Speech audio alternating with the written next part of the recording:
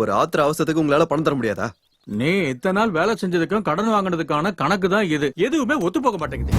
இப்போ இத்தனை நாள் வரைக்கும் உங்க எல்லா காரியத்தையும் கூட இருந்தவனா இப்ப உங்களுக்கு நான் மத்தவன மாதிரி தெரியறனா?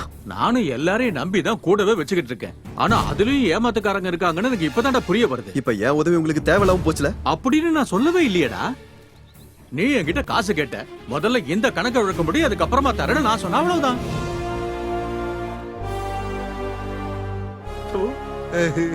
அவனுக்கு அசிங்கமாயிருச்சு. எனக்கு அது போதும். அவனுக்கு எப்படியும் காசு தேவை, திரும்ப இங்க வருவான். அப்ப நான் சிலதை செஞ்சு கொடுன்னு கேட்பேன்ல. முதலாளியோட மூளையே மூளை. இவனை வச்சு சில வேலைகளை முடிக்க வேண்டியிருக்கா. நமது கீதா டாக்கீஸில் நாளை முதல் காட்சிகள் ஆரம்பிக்க போகிறது. சிறைச்சாலை நம்ம மோகன்லாலும் பிரபுவும் நடிச்ச படம்.